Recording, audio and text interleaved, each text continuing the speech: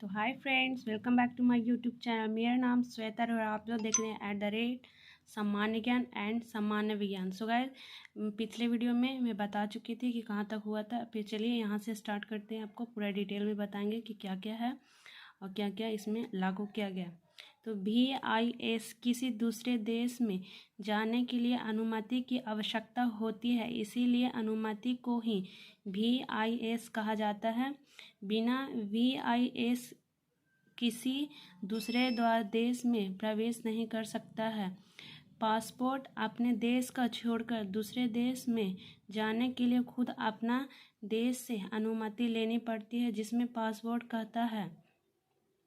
CAA 2019 act में है नागरिकता संशोधन अधिनियम। यह भारत की संसद द्वारा पारित एक अधिनियम है, जिसके द्वारा सन 1955 का नागरिकता कानून को संशोधित करके यह व्यवस्थित की गई कि 31 दिसंबर 2014 को पहले पाकिस्तान, अफगानिस्तान और बांग्लादेश के धर्म प्रशासन वाले अल्पसंख्यक हिंदू, बौद्ध, सिख, जैन, फारसी एवं ईसाई भारत को नागरिकता प्रदान की जाएगी। इस विविध में भारतीय नागरिकता को प्राप्त इस नागरिकता में भारतीयों नागरिकता को प्राप्त करने के लिए आवश्यकता 11 वर्ष तक भारत में रहने का शर्त में छूट देते हुए इस अवधि में केवल 5 वर्ष तक भारत रहने की अनुमति दिया जाता है। फारसी 2014 के भारत के नागरिकता को 20 दिसंबर 2019 को पाकिस्तान के 7 शरणार्थियों को भारतीय नागरिकता देकर इस अधिनियम को लागू कर दिया गया था। NRC national register of citizens राष्ट्रीय नागरिकता रजिस्टर भारत के राष्ट्रीय नागरिकता पंजी भारत सरकार द्वारा निर्मित एक पूंजी है, जिनके भारतीय नागरिकों को नाम जो असम के वास्तविक वैध नागरिक हैं। यह पंजी विशेष रूप से असम लिए बांधी गई है। जब पाकिस्तान और बांग्लादेश में लड़ाई चल रही थी तो बहुत से लोग वहां में भागकर भारत चले गए थे। ये सभी लोग धर्म प्रति हानि बल्कि अपने ही देश के लोगों द्वारा पीड़ित थे। इस सुप्रीम कोर्ट के 2013 में कहा गया था कि आप NRC लाएं और जो व्यक्ति 24 मार्च 1971 से पहले भारत आए हैं उन्हें NRC के तहत नागरिकता दी जाएगी। 2015 में NRC का रजिस्टर बनाने लगा।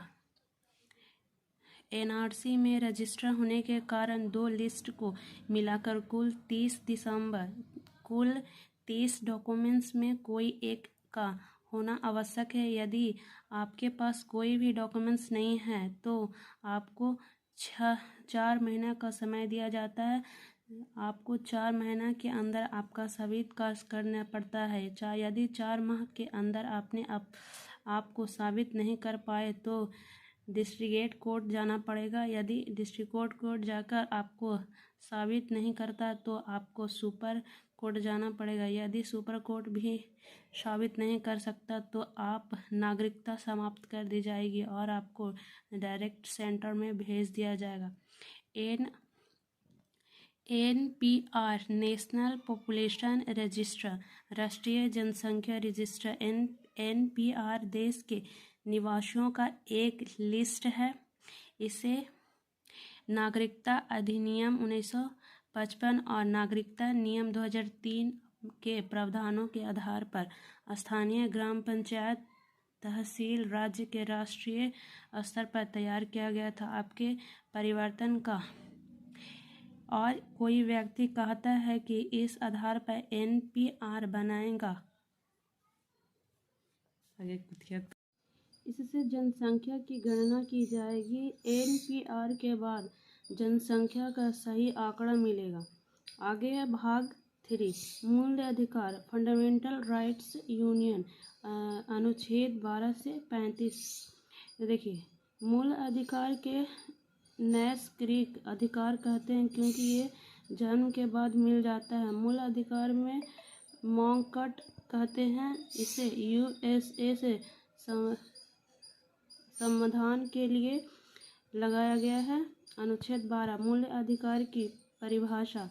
अनुच्छेद 13 यदि हमारे मूल अधिकार को किसी दूसरे मूल अधिकार प्रभावित करे तो हमारे मूल अधिकार पर रोक लगाया जा सकता है। अल्पीकरण फिर है, देखिए समानता और समानता का अधिकार।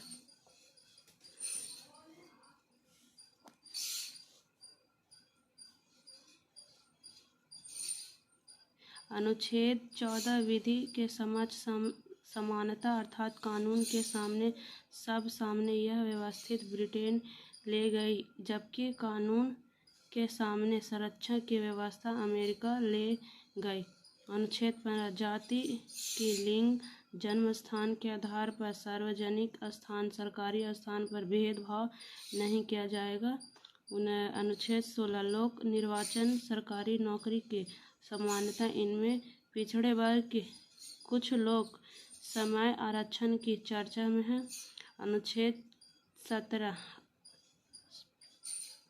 अस्पृश्यता छुआछूत। छुआछूत का अनुच्छेद 17 में बताया गया है। अनुच्छेद 18 में है